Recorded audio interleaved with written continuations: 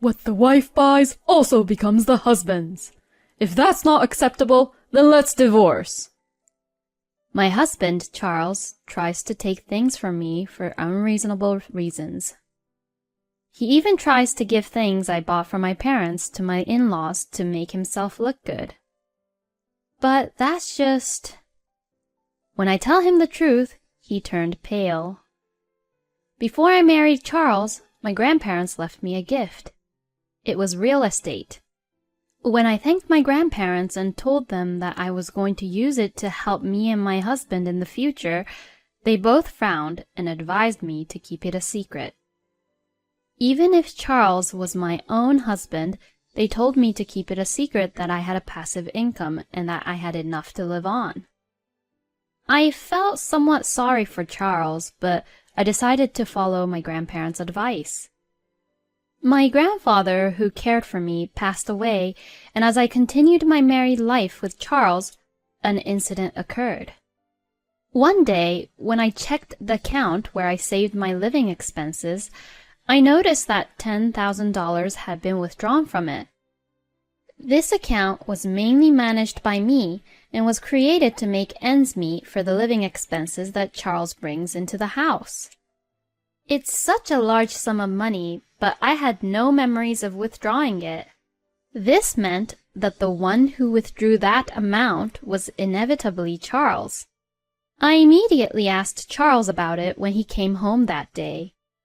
"Hey, $10,000 are missing from our living expenses account. Do you have any idea about what happened to the missing money?" Yeah, I lent it to my mom. She was in some kind of trouble. He answered easily, and it was confirmed that Charles had lent it to my mother-in-law, Lisa. "And you didn't tell me anything about it?" It's okay. Besides, it's my money that I earned. We had some savings, so it's okay. That amount won't hurt.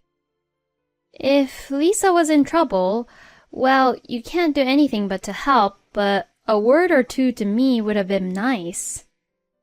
The account is for both of us, after all. If it was his own account that he had set up when he was single, it would have been fine. But to withdraw a large sum of money from our shared account without saying anything was a bit too much. When I sighed heavily at Charles's selfishness, he frowned and gave me a look that looked very irritated.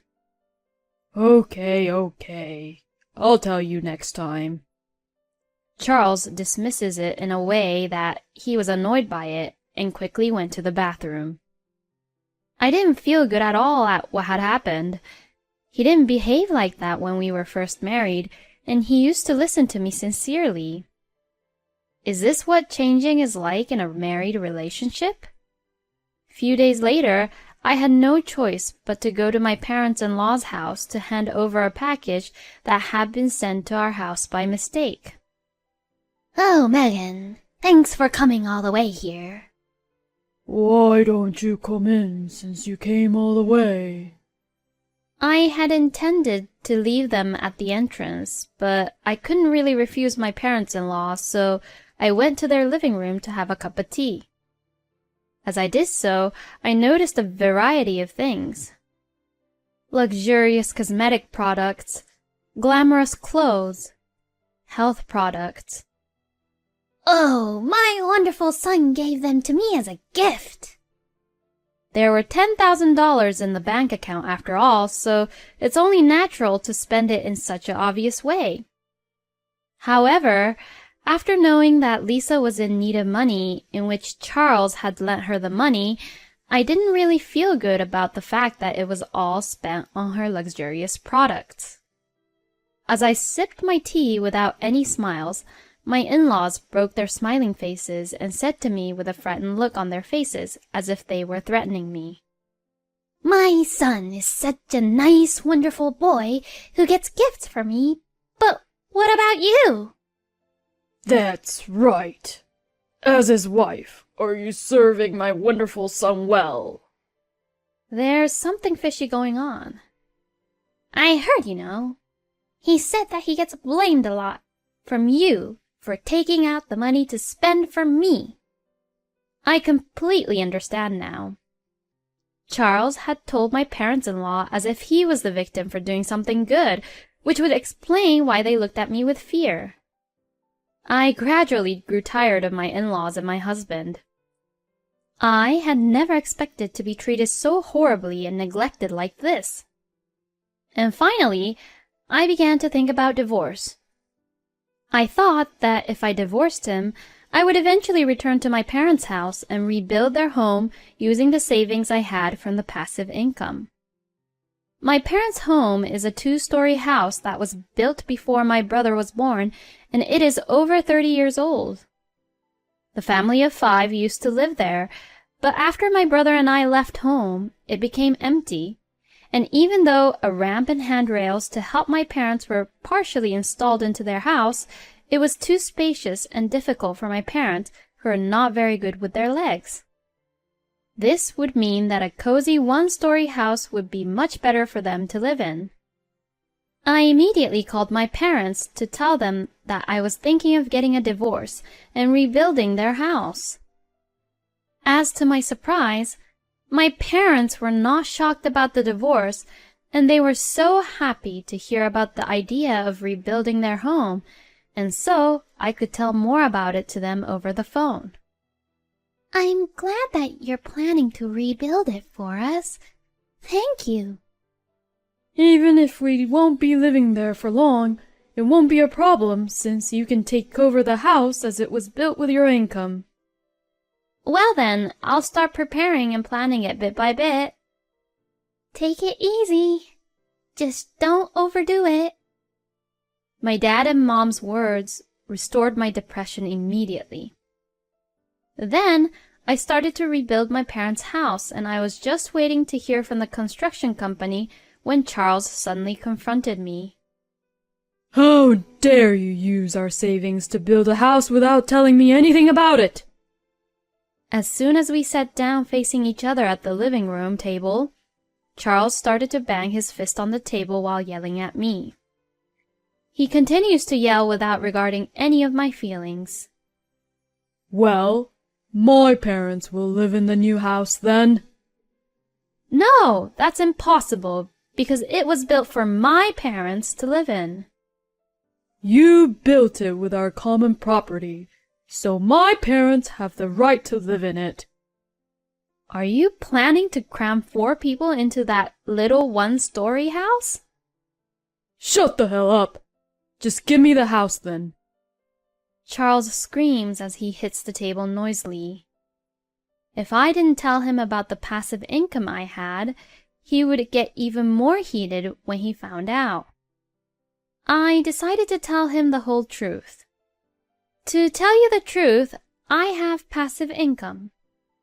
I've actually been making savings from the real estate that was gifted to me by my grandparents. I paid for it from that passive income, so I didn't take a penny out from our common property. As I felt guilty for having broken a promise with my grandparents, Charles, who is in front of me, shook his shoulders with a wince and began pounding the table even harder. What a bad wife you are, hiding the fact that you have an income. You play around with my money and protect your own like that by keeping it a secret. Seeing his face turn red with his anger rising, I thought I understood why my grandparents told me to keep my passive income a secret. Just maybe, my grandparents had already figured out that Charles was that kind of person. Listen, I'll take the house as alimony. Besides, the house you built as my wife is mine too. I am the head of the family, and if you disobey me, I will divorce you.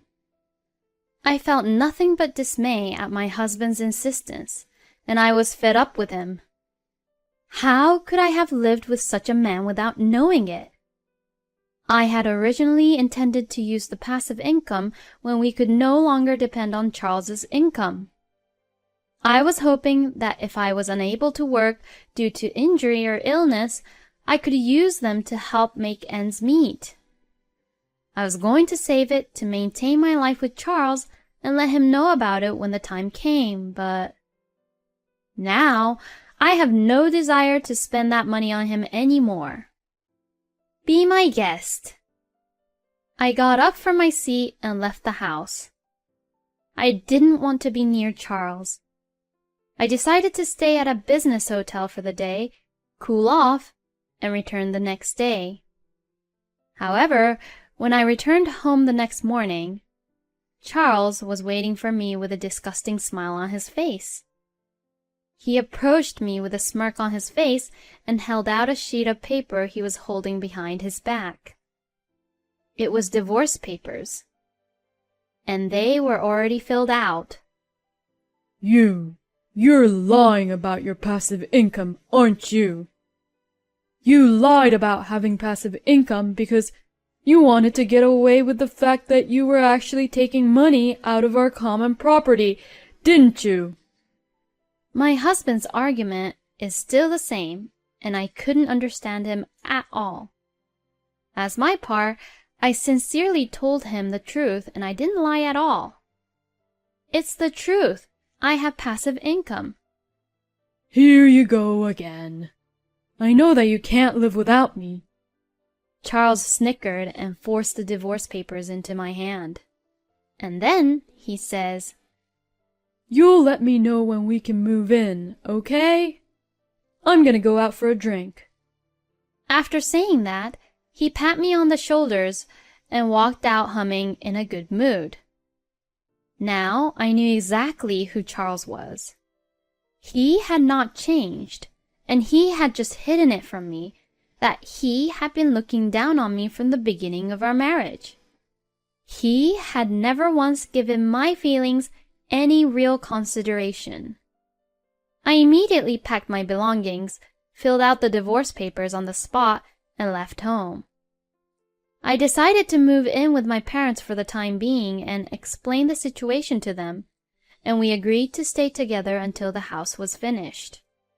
The next day, I was dismayed to see my cell phone's incoming call logs filled with Charles's number. Then, as if to follow up, I received a phone call from him. I pressed the call button and answered it, hoping that this would be the last conversation I would ever have with him. Hello? Hey! All your stuff is gone, you know? My husband's impatient tone left me with nothing but questions. He was the one who had confronted me with a divorce, so why was he panicking when all I did was just leave him? Huh? We are getting a divorce, so that's normal.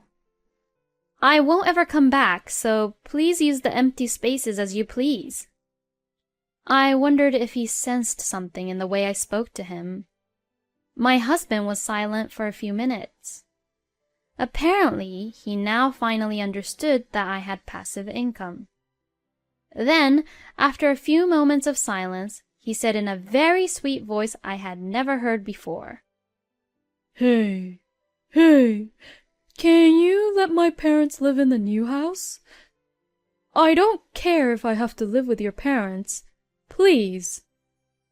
I told you before already that it's a small one-story house. Please. I said I'd surprise my parents with a house. My husband's words left me speechless.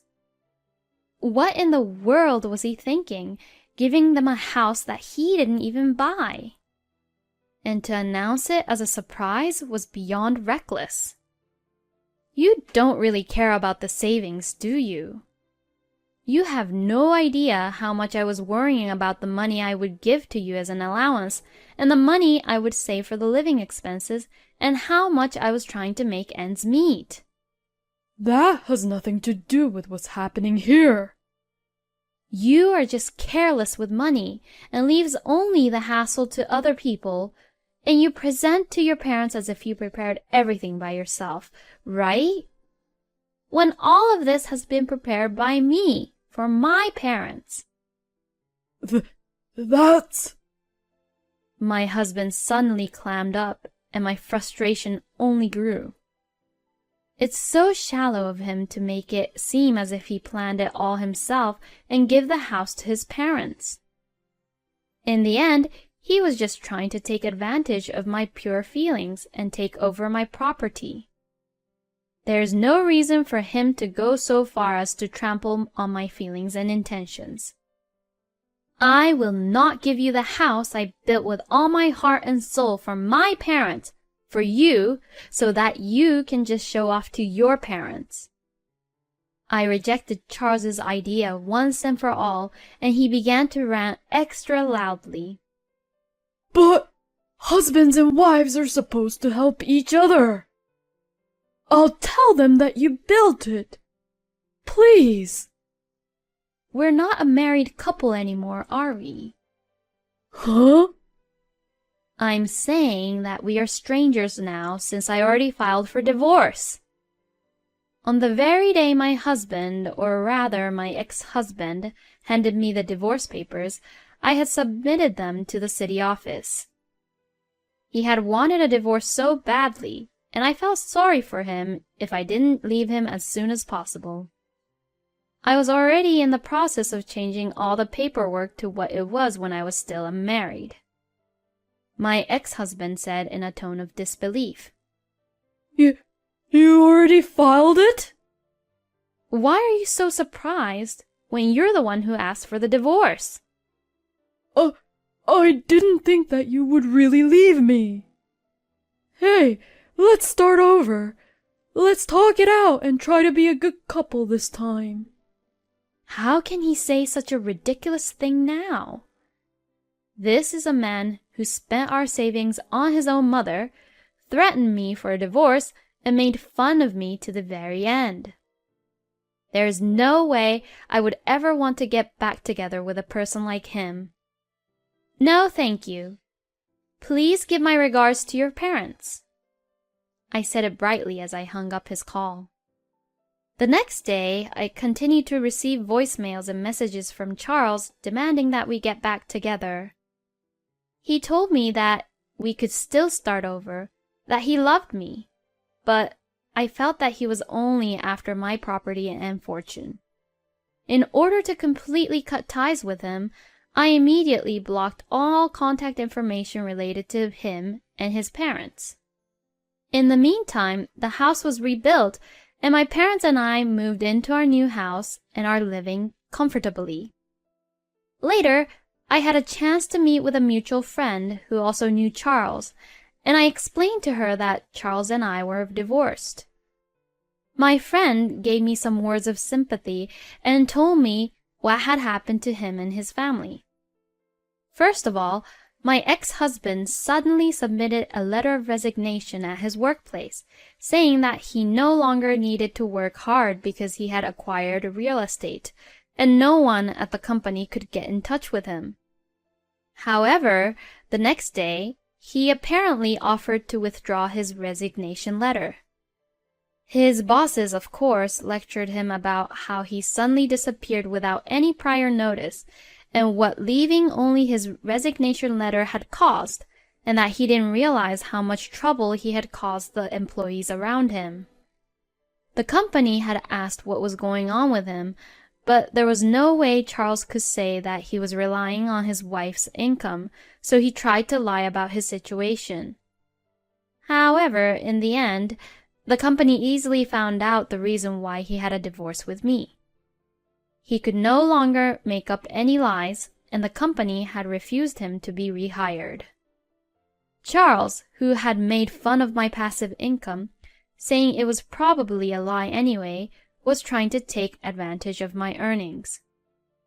As well as showing off to his parents to give them a house as a present, he didn't think about me or our future whatsoever. When I think of that, I no longer have any feelings for my ex-husband. In fact, I feel refreshed. I heard that my ex-husband has returned to his parents' home, but his parents must have been very hard on him because he is now trying to find himself a new job. But he seems to be having a hard time finding a new job because of the reason why he left his last job. I can only say that he got what he deserved. As for me, I live with my parents in a house I built myself. I have a job I always wanted to do, and I am enjoying my life. I have been saving my passive income for Charles and our future, but now I will use it in the future to support those who have been supporting me.